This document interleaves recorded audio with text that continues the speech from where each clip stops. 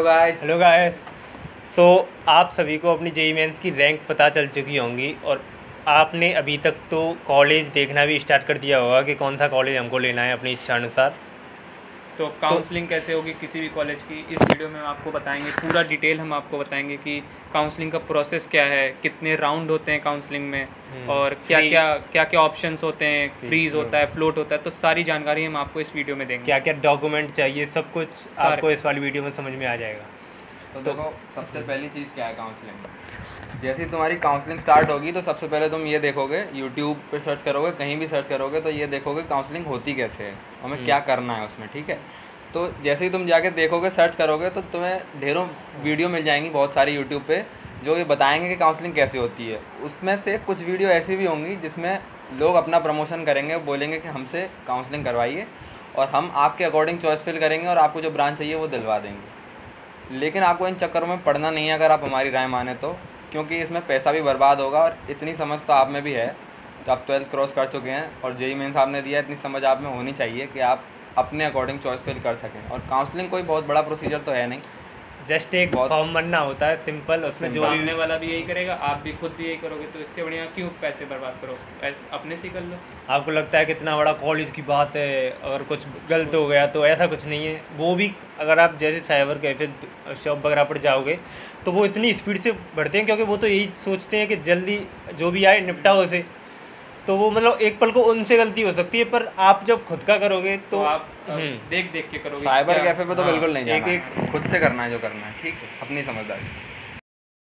तो आप में से कई लोग जेईई मेंस क्वालिफाई हो चुके होंगे और जेईई एडवांस भी अपीयर करेंगे। तो फिर जब जेईई एडवांस सब हो जाएगा, उसका रिजल्ट भी आ जाएगा, तब जोसा अपना साइट खोलेगा, उसके थ्रू आप एनआईटी, ट्रिपल आईटी, आईआईटी में आप एडमिशन के लिए आप काउंसलिंग कराएंगे। और बाकी अगर आपको AKTU में कॉलेज में कराने हैं, जैसे हमारा कॉलेज IIT लखनऊ में आपको कराना है, तो उसमें उसके लिए आपके लिए upct.com साइट खुलेगी। वो कुछ दिन बाद एक्टिवेट हो जाएगी वो साइट, और उसके थ्रू आप काउंसलिंग करा सकते हैं। जोसा काउंसलिंग का मैं थोड़े से स्टेप बता देता हूँ बहुत ही ईजी लैंग्वेज में, क्योंकि उसके ऊपर एक अलग वीडियो बना देंगे बाद में, क्योंकि अभी तो काफ़ी टाइम है। तो उसमें सबसे पहले कुछ नहीं होता है। पहली बात तो हम बता चुके हैं कि आपको साइबर कैफ़े कहीं नहीं जाना है, खुद से करना है। मतलब हम एक सलाह दे रहे हैं, आप इच्छा तो आपकी है। अरे पूरी लाइफ का सवाल है भाई। हाँ, आप सामने वाले पे डिपेंड रहोगे कि अपने पे डिपेंड होगे, आप पे मैटर करता है। हाँ, तो उसमें जोसा काउंसलिंग में सबसे पहला स्टेप तो यही होता है, रजिस्ट्रेशन वगैरह करना होता है उसके लिए। फिर दूसरा स्टेप होता है कि आपको अपने कॉलेज, जो आपको कॉलेज लगता है वो अकॉर्डिंगली, मतलब कि सबसे पहले मुझे इस कॉलेज को चाहिए, ऐसे अपनी इच्छा अनुसार जो कॉलेज डिसाइड करते हैं ना लोग, वो अरेंज कर देते हैं लिस्ट में। और ये अरेंज कर देते हैं कि मुझे ऐसे IIT बॉम्बे है तो मुझे IIT बॉम्बे में CS ब्रांच चाहिए, ऐसे करके। ये प्रेफरेंस नंबर 1 होगा या? हाँ, फिर IIT बॉम्बे में IT, फिर IIT बॉम्बे में EC, ऐसे करके पूरा अरेंज करना होता है। कई सारे NIT वगैरह सब चीज़, ये पूरी जितने भी कॉलेज हैं सब आपको अरेंज करने पड़ेंगे उसमें। फिर इसके बाद आपका सीट अलॉटमेंट होगा उसमें, मतलब आपको एक तरीके से रिजल्ट जो आपने फिलिंग की थी उसका एक तरीके से रिजल्ट पता चलेगा कि हाँ, ये राउंड के बाद सीट अलॉटमेंट रिजल्ट आएगा। आप जो राउंड होगा, एक हफ्ते के लिए मान लीजिए वो राउंड चलेगा, तो एक हफ्ते बाद उस राउंड का रिजल्ट आएगा कि आपको जितने आपने सेलेक्ट किए थे उसमें आपको कौन सी सीट मिल रही है, ये ऐसे रिजल्ट आएगा। फिर दूसरा राउंड होगा, फिर ऐसे होगा, ऐसे ही होता है। और हर राउंड में आपको फ्रीज फ्लोट का ऑप्शन रहेगा। मतलब इसका मतलब है कि आपको यही बताना पड़ेगा हर राउंड में कि मैं इससे आगे जाना चाहता हूँ या नहीं। मतलब अगर आपको पहले राउंड में ही आपकी इच्छा अनुसार कॉलेज या फिर ब्रांच मिल जाती है तो आप वहीं पर उससे सेलेक्ट कर सकते हैं, आगे का प्रोसेस आपका बंद हो जाएगा। फ्रीज मतलब होता है कि आप फ्रीज अपनी सीट कर दी, आपने अपनी सीट कंफर्म कर दी है और आगे आपको काउंसलिंग में पार्टिसिपेट नहीं करना। और फ्लोट मतलब अगर आप अपने सीट से संतुष्ट नहीं हैं या तो आप आगे जाना चाहते हैं तो आप फ्लोट ऑप्शन कर दीजिए, तो आप नेक्स्ट राउंड में चले जाएंगे। और अगर आपको कोई सीट मिले तो वो आपकी कहीं जाएगी नहीं। फ्लोट मतलब ये नहीं होता कि आपको कोई सीट चली जाएगी, वो सीट आपको मिली है तो मिली रहेगी। अगर अनलेस कि आपको दूसरे राउंड में नई सीट मिल जाती है तो आपको नई सीट मिलेगी उस राउंड में, बस यही होता है। इसके बाद सिंपली वेरिफिकेशन ऑफ डॉक्यूमेंट होता है। डॉक्यूमेंट आपको वेरीफाई करने पड़ेंगे जितने भी होंगे, और उसके बाद रिपोर्टिंग, जो कॉलेज में आपको फिजिकली प्रेजेंट होना पड़ेगा डॉक्यूमेंट के साथ। और ऐसे ही UPCET में भी होगा। UPCET में भी जैसे जोसा में 7 राउंड हो जाएंगे, UPCET में 4 राउंड होंगे। पहले राउंड में सेम आपको अपना चूज़ करना पड़ेगा, आप प्रेफरेंस चूज़ करेंगे अपनी। फिर उसके 1 हफ्ते बाद आपको रिज़ल्ट आएगा कि आपको कौन सी सीट मिल रही है, कौन सी नहीं मिल रही है। उसके बाद आप जाएंगे, ऐसे करते करते 4 राउंड होंगे।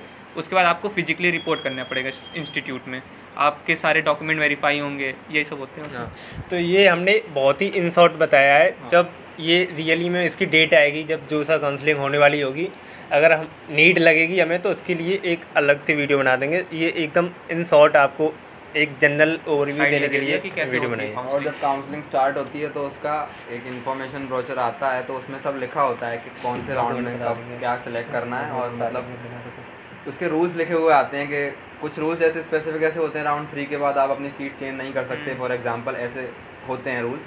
तो ये आपको बहुत ध्यान से पढ़ने हैं उसमें, जो इन्फॉर्मेशन ब्रोचर आपको दिया गया होगा। ये जो हमने अभी काउंसलिंग का प्रोसीजर आपको एक्सप्लेन किया है, ये बहुत शॉर्ट में एक्सप्लेन किया था, मतलब बहुत ज़्यादा शॉर्ट में।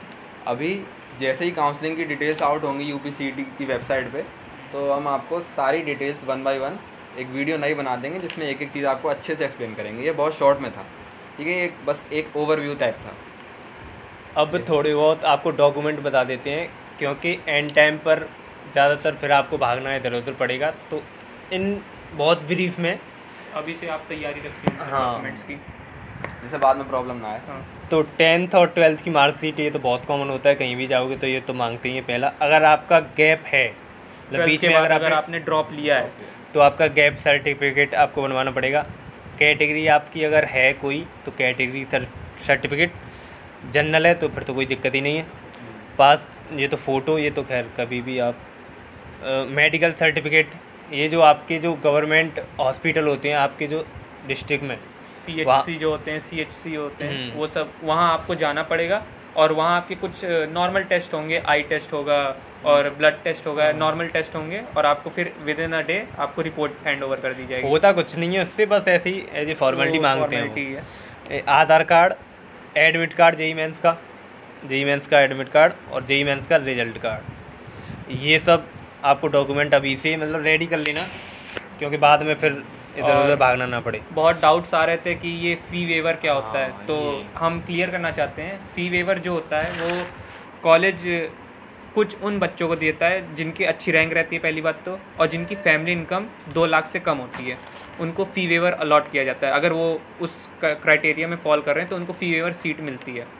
तो फ़ी वेवर में होता क्या है कि आपकी जो ट्यूशन फीस रहती है, जो कि मेजर पार्ट होता है जो पूरी फीस का अप्रॉक्स 70 से 70 हज़ार होता है, तो वो आपको पूरी माफ़ कर दी जाती है। ट्यूशन फ़ी वेवर का ये फ़ायदा होता है। और डरने की कोई ज़रूरत नहीं है। ट्यूशन फ़ी वेवर अगर आपको मिला है तो आपको स्कॉलरशिप भी मिल सकती है। हाँ, आप अप्लाई कर सकते हैं, कोई दिक्कत नहीं। अपना एग्जाम्पल ही बता दो। हाँ, जैसे मेरी भी फ़ी वेवर सीट है तो मुझे ट्यूशन फ़ी नहीं देनी पड़ती है। क्या हुआ भाई? तो और ऐसा भी नहीं है कि स्कॉलरशिप के लिए अप्लाई कर भी सकते हैं आप, स्कॉलरशिप भी मिलती है, वो बताओ ना। ये सब नहीं बताना, सब मिलता है भाई, स्कॉलरशिप भी लेते हैं भाई, सब फीस भी माफ हो चुकी है पूरी पूरा एकदम सर्वगुण संपन्न। तो ये वाली वीडियो में सिर्फ इतना ही, सिर्फ क्या मतलब ठीक ठाक अभी तो हमने बहुत ब्रीफ में आपको बताया। ये सब काफ़ी कुछ कवर करने की कोशिश की, बहुत ही इन शॉर्ट सब कुछ बताया है। तो इस वाली वीडियो में इतना ही। और हम जैसे कि बताते ही हैं कि जो भी आपको डाउट रहता है वो कमेंट में कमेंट कर दीजिएगा, क्योंकि हम सभी कमेंट का रिप्लाई देते हैं, चाहे 3-4 बार वो क्वेश्चन पूछे।